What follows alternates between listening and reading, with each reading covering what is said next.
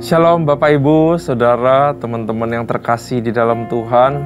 Senang kita bisa bertemu lagi di Bible Study GBI CK 7 ya Saudara. Nah, sebelum kita baca firman Tuhan, hari ini kita belajar dari Ulangan pasal yang ke-19. It's a very wonderful passage. Nah, sebelum kita ke sana, saya mau ajak kita, mari kita sembah Tuhan dulu.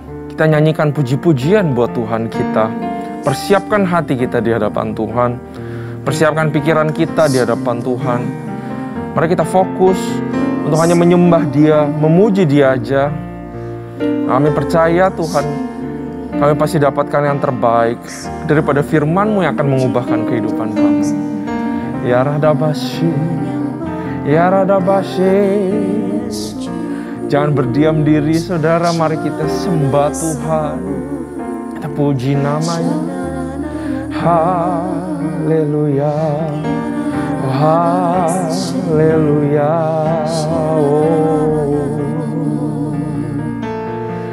Kaulah pengharapanku, Kau besar, ajaib dan mulia Tuhan. Kami bersyukur buat kehidupan.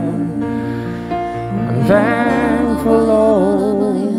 Terima kasih Bapa.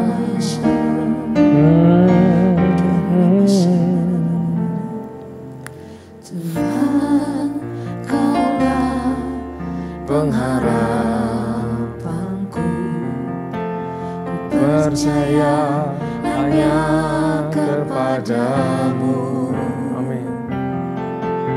Yesus Allah perlindunganku, Engkau yang selalu ku puji. Tuhan, Kaulah pengharapanku. Ku percaya hanya kepadamu. Yesus Allah perlindunganku, Engkau yang selalu ku puji. Mulutku penuh dengan pujian kepadamu, ya Yesus Tuhan. Sepanjang hari ku beri penghormatan kepadamu, ya Allahku. Mulutku penuh dengan pujian kepadamu, ya Yesus Tuhan. Sepanjang hari ku beri penghormatan kepadamu, ya Allahku.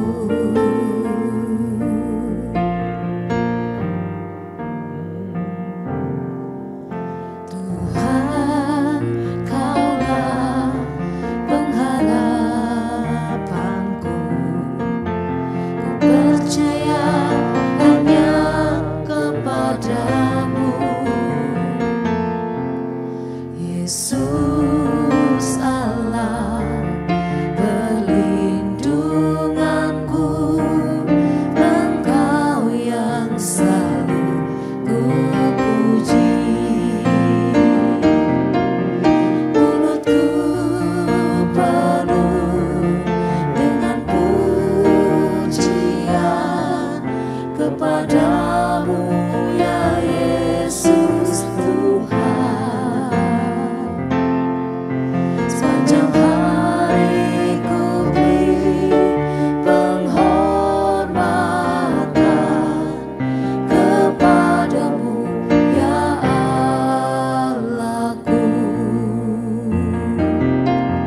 Mulutku penuh dengan pujian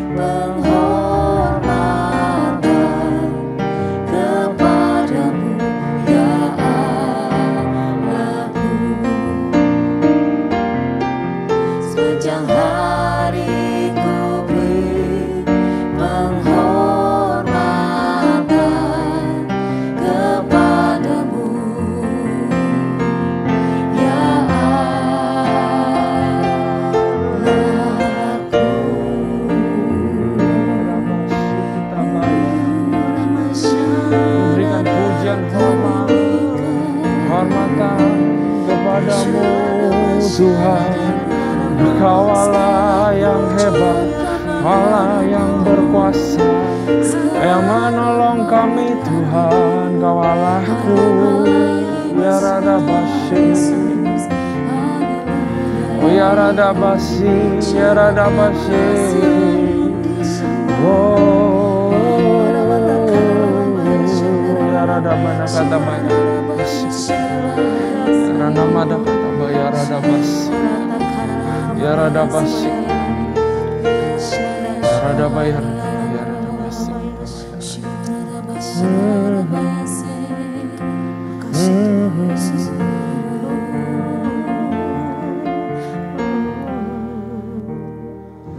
Kau Allah yang besar, ajaib dan mulia.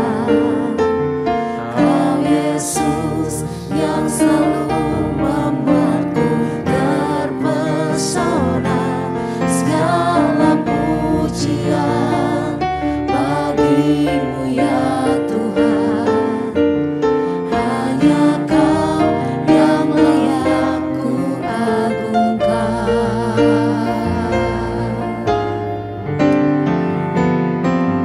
Kau Allah yang besar, ajaib dan mulia. Kau Yesus yang selalu membuatku terpesona. Segala pujian bagimu ya Tuhan. Hanya Kau yang layak ku agungkan. Kau Allah yang besar, ajaib dan mulia. Kau Yesus yang selalu membuatku terpesona. Segala pujian bagimu ya Tuhan. Hanya Kau yang layak ku agungkan. Kau Allah yang besar, ajaib dan mulia. Kau Yesus yang selalu membuatku terpesona. Segala pujian bagimu ya Tuhan. Hanya Kau yang layak ku agungkan. Hanya Kau yang layak ku agungkan. Hanya Kau yang layak ku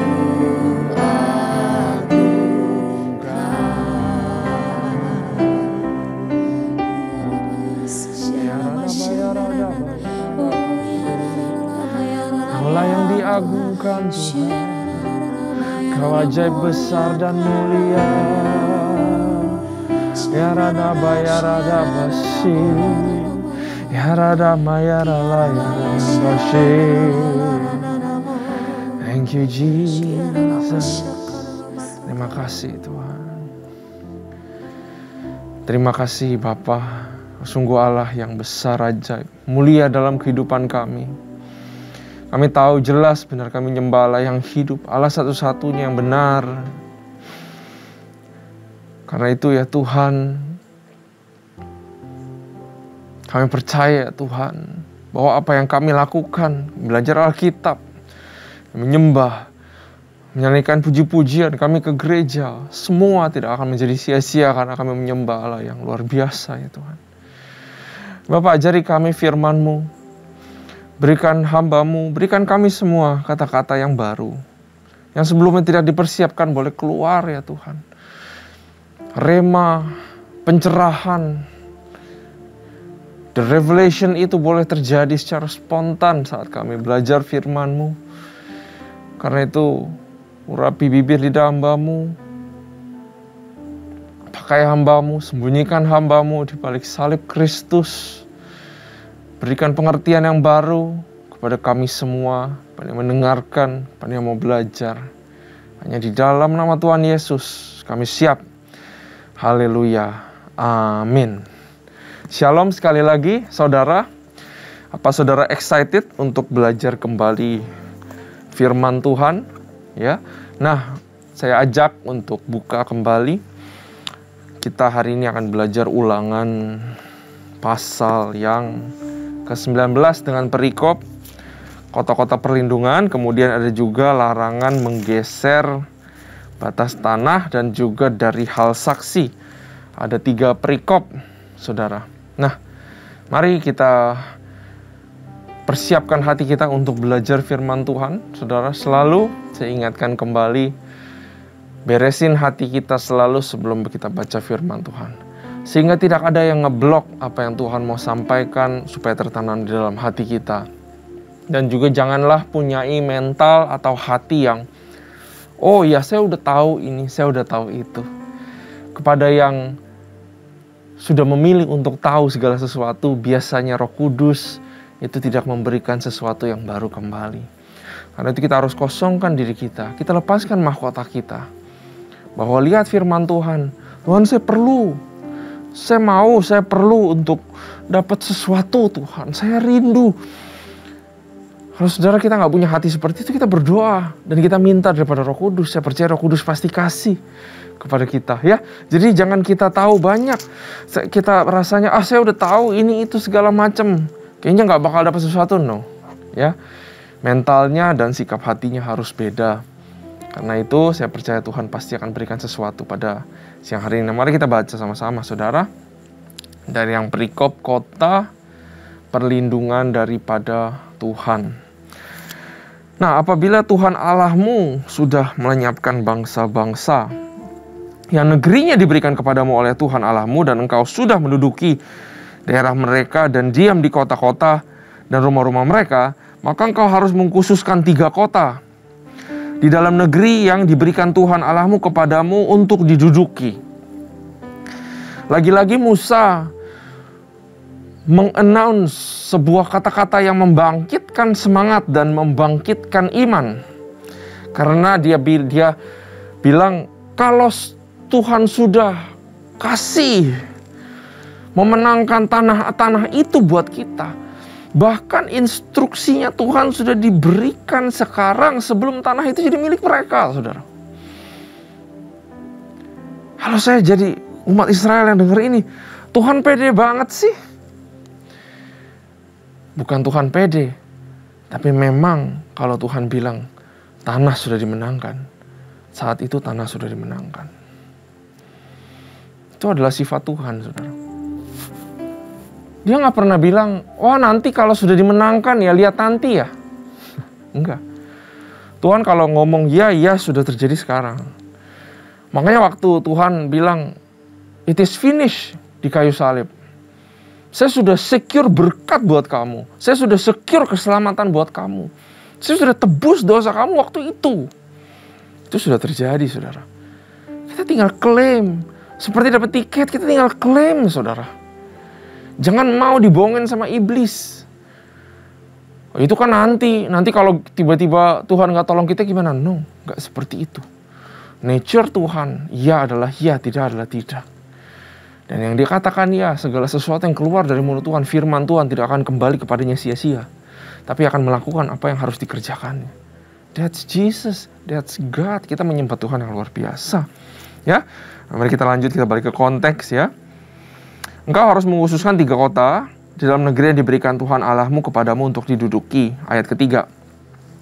Engkau harus menetapkan jauhnya jalan dan membagi dalam 3 bagian wilayah negeri yang diberikan Tuhan Allahmu untuk dimiliki olehmu, supaya setiap pembunuh dapat melarikan diri ke sana. Ini tentang pembunuh ternyata ya. Perikop pertama about murder. Korelasinya dengan 10 Commandments, 10 perintah Allah. Ya, janganlah membunuh. Ini adalah praktikalnya, instruksi kalau ada terjadi pembunuhan itu seperti apa. Ya. Jadi dia bilang supaya setiap pemburu dapat melarikan ke kota yang disiapkan. 3 itu harus diletakkan di sentral, tempat-tempat strategis, tapi harus ada jaraknya satu dan yang lain. Inilah ketentuan mengenai pembunuhan yang melarikan diri ke sana dan boleh tinggal hidup. Apabila ia membunuh sesama manusia dengan tidak sengaja, perhatikan, dengan tidak sengaja, dan dengan tidak membenci dia sebelumnya. Jadi urusannya di hati selalu. Membunuh atau tindakan kejahatan selalu urusannya di hati. Karena itu instruksi langsung ngepointing kepada gak sengaja dan yang gak benci sebenarnya. Misalnya ayat 5, apabila seorang pergi ke hutan dengan temannya untuk membelah kayu. Ketika tangannya mengayunkan kapak untuk menebang pohon kayu, mata kapak lepas atau terlucut dari gagangnya. Lalu kena temannya sehingga mati, maka ia boleh melarikan diri ke salah satu kota itu dan tinggal hidup. Maksudnya supaya jangan penuntut tebusan darah, yaitu orang yang mau balas dendam, sementara hatinya panas, dapat mengejar pembunuh itu. Karena jauhnya perjalanan menangkapnya dan membunuhnya, padahal pembunuh itu tidak patut mendapatkan hukuman mati karena ia tidak membenci dia sebelumnya. Itulah sebabnya aku memberikan perintah kepadamu demikian. 3 kota harus kau khususkan. Dan jika Tuhan Allahmu sudah meluaskan daerahmu nanti, seperti yang dijanjikannya dengan sumpah kepada nenek moyangmu dan sudah memberikan kepadamu seluruh negeri yang dikatakannya akan diberikan kepada nenek moyangmu, apabila engkau melakukan dengan setiap perintah ini yang kusampaikan kepadamu pada hari ini dengan mengasihi Tuhan Allahmu dan dengan senantiasa hidup menurut jalan yang ditunjukkannya, maka haruslah engkau menambah 3 kota lagi kepada yang 3 itu. Jadi 6 kota pengungsian atau city of refuge, kota perlindungan buat orang-orang yang tidak sengaja atau hatinya tidak sebenarnya nggak membenci, tapi terjadi kecelakaan. Mereka boleh berlindung ke sana, ya. The city of refuge. Ada 6, saudara. Supaya jangan tercurah darah orang tidak bersalah di negeri yang diberikan Tuhan Allahmu kepadamu menjadi milikmu dan hutang darah melekat kepadamu. Ayat 11. Tetapi apabila seseorang membenci sesama manusia dan dengan bersembunyi menantikan dia, lalu bangun menyerang dan memukul dia sehingga mati, kemudian melarikan diri ke salah satu kota itu. Ya, tapi ini kasusnya nih. Kalau dia ada macam-macam dalam hatinya, tapi dia karena nggak mau dikejar-kejar, nggak mau dibalas, dia pergi juga ke sana. Ayat 12, maka haruslah para tua-tua kotanya menyuruh mengambil dia dari sana dan menyerahkan dia kepada penuntut tebusan darah supaya ia mati dibunuh. Janganlah engkau merasa sayang kepadanya, demikianlah harus kau hapuskan darah orang tidak bersalah dari antara orang Israel, supaya baik keadaanmu. Ya. Larangan menggeser batas tanah. Ayat 14. Kemudian firmannya ini konteks yang baru lagi, yang tadi sebelumnya tentang pembunuhan. Nanti kita terakhir akan belajar sesuatu ya saudara. Sekarang larangan menggeser batas tanah. Tadi tentang pembunuhan. Janganlah membunuh, salah satu commandments dari 10 perintah Allah. Ayat 14. Janganlah menggeser batas tanah sesamamu yang telah ditetapkan oleh orang-orang dahulu di dalam milik pusaka atau warisan yang akan kau miliki di negeri yang diberikan Tuhan Allahmu kepadamu untuk menjadi milikmu, kata Tuhan. Sangat singkat, cuman 1 kalimat. Jangan ambil punya orang lain. Juga salah satu praktek atau arahan, salah satu dari 10 perintah Allah yang terakhir, jangan mengingini apa yang saudaramu miliki. Ya, diperintahkan oleh Musa di sini. Dan yang terakhir, saudara, perikop yang terakhir dari hal saksi. Ini jangan menyebarkan saksi dusta, saudara. Salah satu juga 10 perintah Allah. Jadi 3 ini adalah praktek daripada 10 perintah Allah. Ya. Bukan 10-10-nya, saudara, tapi 3 dari 10-nya. Ayat 15, 1 orang saksi saja tidak dapat menggugat seseorang mengenai perkara kesalahan apapun atau dosa apapun yang mungkin dilakukannya. Baru atas keterangan 2 atau 3 orang saksi perkara itu tidak diasingkan. Apabila seorang saksi jahat, ya, menggugat seseorang, menuduh dia mengenai suatu pelanggaran, ini berfitnah nih namanya, saudara. Saksi dusta. Maka kedua orang yang mempunyai perkara itu haruslah berdiri di hadapan Tuhan, di hadapan imam-imam dan hakim-hakim yang ada pada waktu itu. Maka hakim-hakim itu harus memeriksa baik-baik. Dan apabila ternyata bahwa saksi itu seorang saksi dusta dan bahwa ia telah memberi tuduhan dusta kepada saudaranya, maka kamu harus memperlakukannya, maka dia kena apa yang dia mau lakukan justru, yang dia bohong. Maka kamu harus memperlakukannya sebagaimana ia bermaksud memperlakukan saudaranya. Demikianlah harus kau hapuskan yang jahat itu dari tengah-tengahmu. Maka orang-orang lain akan mendengar dan menjadi takut, sehingga mereka tidak akan melakukan lagi perbuatan jahat seperti itu di tengah-tengahmu. Janganlah engkau merasa sayang kepadanya, sebab berlaku nyawa ganti nyawa, mata ganti mata, gigi ganti gigi, tangan ganti tangan, kaki ganti kaki.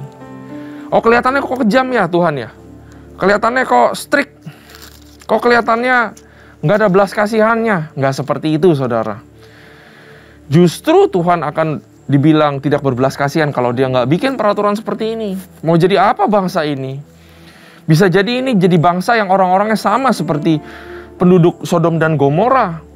Nggak tahu disiplin, nggak tahu peraturan, nggak tahu yang namanya taat. Dari sini kita melihat ada kasih kok. Ya, apalagi soal pembunuhan. Tuhan siapkan kok 6 city of refuge. Ya, Tuhan itu adil sesuai dengan karakternya. Bukan adil sesuai dengan logika kita, saudara. Ya, kita harus ingat itu. Di sini dibilang mata ganti mata, gigi ganti gigi. Selalu ada konsekuensi daripada perbuatan jahat. Dari apapun yang kita lakukan, saya tahu sudah ada. Sekarang kita ada di zaman kasih karunia. Kita bisa bertobat, ya. Tapi ada kalanya Tuhan mengizinkan kita mendapatkan konsekuensi dari kebodohan kita sendiri, supaya kita belajar dan menjadi orang yang lebih baik. Nah, saudara, dari sini ada 3 value yang berharga. Yang pertama yang saya dapati, saudara, yang saya izin untuk sharing kepada saudara adalah hati yang bersih. Firman Tuhan melihat hati, ya. Tuhan melihat hati. Kalau dia nggak benci saudaranya, ya dia boleh lari dan mengungsi. Ya, karena sayang sekali orang ini kalau mati karena orang ini punya hati yang bersih. Dia tidak benci saudaranya. Nah, kita nggak bisa cegah orang lain berbuat jahat kepada kita, saudara. Kita nggak bisa cegah orang lain fitnah kita. Kita nggak bisa cegah orang lain mau tipu-tipu kita atau jahatin kita, saudara. Nah, tapi yang bisa kita kontrol adalah kita selalu punya hati yang bersih. Yang tidak membenci sesama kita. Yang tidak membenci orang-orang. Itulah yang bisa kita kontrol, saudara. Kita kalau menyimpan kesalahan orang lain, ya, kita akan bisa melakukan tindakan dosa. Kalau kita dendam sama orang lain, saudara, itu mirip sama kalau kayak kita minum racun. Tapi kita harapkan orang lain yang mati. Karena itu Tuhan bikin semuanya ini. Supaya jangan dia lagi panas hati. Karena dia bunuh mungkin orang yang dikasihinya. Tapi ya nggak sengaja, saudara. Tapi karena dia lagi panas hati, maka dia bunuh juga. Saling bunuh-bunuhan. Makanya diciptakanlah kota-kota, city of refuge. Kalau mau bunuh, wah perjalanannya jauh. Tahu-tahu hati sudah menjadi dingin kembali dan bisa berpikir secara benar, saudara. Ya, Tuhan value yang namanya unity. Dari kisah ini kita baca, dia nggak pengen ada salah sembarang bunuh apa segala macam sehingga ada dendam. Keluarga yang satu dengan keluarga yang lain turun temurun dendam. No, Tuhan pengen make it everything clear. Bisa memaklumi kalau nggak sengaja membunuh, bisa mengampuni. Bahkan Tuhan mengajarkan kita yang sengaja berbuat jahat kepada kita pun kita ampuni. Benar, ini masih nggak terlalu susah, ya, yang dibikin sama Tuhan. Tapi Tuhan menghargai unity, nggak ada saling tuduh, nggak ada saling bunuh-bunuh sebenarnya, ya. Karena itu Tuhan bikin kota-kota pengungsian ini, ya. Nah, pesan kepada kita, saudara. Boleh panas hati. Kadang-kadang impulsif kita.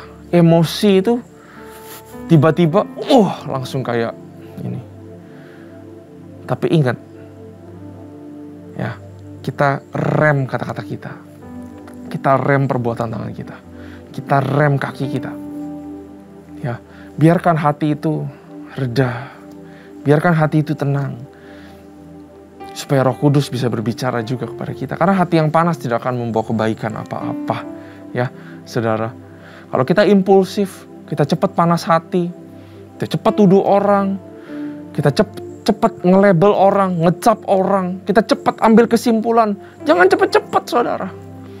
Karena itu bukan bahan baku yang baik untuk persatuan atau unity. Ya, Tuhan mau sampaikan ini kepada kita, saudara.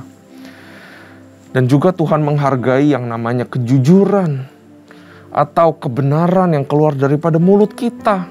Lagi-lagi apa yang dikeluarkan berasal dari dalam hati. Banyak makna-makna tersembunyi di sini tentang hati. Perbuatan-perbuatan ini lahir karena hatinya nggak bersih. Dan Tuhan pengen hati bersih dan mulut juga bersih. Jangan mengucapkan saksi dusta. Jangan juga melebih-lebihkan sesuatu daripada yang sebenarnya. Supaya kita tidak bersalah mulut kita kepada Tuhan. Tuhan menghargai kejujuran yang keluar dari mulut kita. Lebih baik menjadi orang yang jujur daripada menjadi orang yang kaya tapi mulutnya penuh dengan kebohongan, saudara. Ya, Tuhan hargai 3 value ini. Tentang hati, tentang unity, dan juga tentang kejujuran, jangan menjadi saksi dusta. Dan 6 kota yang dibangun sebagai tempat kota pengungsian, kota perlindungan, the protection, the city of refuge, cities of refuge. This is a picture of Jesus. Ya, di mana orang-orang yang bersalah, baik itu sengaja, yaitu nggak sengaja, saudara. Sekarang belum sempurna city of refuge-nya, hanya untuk orang-orang yang tidak sengaja. Tapi saya mau beritahu, nanti di perjanjian baru, ini hanya shadow atau kisi-kisi daripada yang sempurna yang nanti datang, yaitu Jesus, the city of refuge yang sesungguhnya. Yang sengaja, yang nggak sengaja, semua bisa ke kota refuge Yesus Kristus dan mendapatkan perlindungan dan protection di hadapan Tuhan. Di perjanjian lama masih nggak sempurna. Dia hanya menandakan datangnya yang sempurna. Karena itu mata ganti mata, gigi ganti gigi. Dan itu harus tetap terjadi. Makanya Yesus mati di kayu salib, saudara. Dia gantikan kesalahan kita. Tetap harus dibayarkan, makanya dijadikan dosa. Dia mati. Semua sudah dibayarkan. Karena itu kita semua yang berdosa, kita semua yang jatuh, kita itu bisa datang kepada Yesus dengan penuh keberanian, mendapatkan pertolongan pada waktunya. Jesus is the city of refuge, adalah tempat perlindungan dan protection, saudara. Karena itu, pesan buat kita, dosa yang sengaja, nggak sengaja, segala kesalahan. Kita tahu, saudara, kalau kita melakukan kesalahan. Karena the city of refuge sudah sempurna. Segala kesalahan kita sudah dibayarkan. Mata sudah diganti mata. Gigi sudah diganti gigi. Tangan sudah diganti tangan. Karena itu cepat-cepatlah kita bertobat. Untuk mendapatkan perlindungan dari Tuhan. Untuk disucikan kembali. Dan dikuduskan kembali sama Tuhan. Jangan tunda-tunda kalau kita bertobat. Karena Yesus bukanlah kota penghukuman. Dia bukanlah kota penghakiman. Tapi di dalam Yesuslah kita temukan kota di mana kita bisa berlindung. Dan kita dibenarkan kembali di dalam Yesus Kristus. Mari kita berdoa. Bapa, kami bersyukur. Diingatkan Tuhan, betapa Engkau menghargai hati yang bersih. Engkau menghargai kejujuran Tuhan. Ajari lidah bibir kami untuk katakan yang sesungguhnya, yang sebenarnya. Supaya jangan kami ucapkan saksi dusta sehingga tidak terjadi unity. Kau menghargai unity, Tuhan. Kami bersyukur, Tuhan, kami belajar ini. Kami juga belajar bahwa City of Refuge adalah gambaran yang sempurna yang telah datang saat ini. Yaitu Yesus Kristus itu sendiri. Yang telah menggantikan, Tuhan, dosa kami. Dia sudah bayar mata ganti mata, gigi ganti gigi. Supaya setiap kami yang berdosa bisa masuk ke dalam kota perlindungan, bisa masuk ke kota pengungsian, yaitu Yesus Kristus. di mana di sana kami diangkat derajatnya, kami diampuni, kami dibenarkan, dan juga kami diberkati. Terima kasih Tuhan, terima kasih Bapa, kami belajar banyak. Hanya di dalam nama Tuhan Yesus Kristus. Haleluya. Amin. God bless you.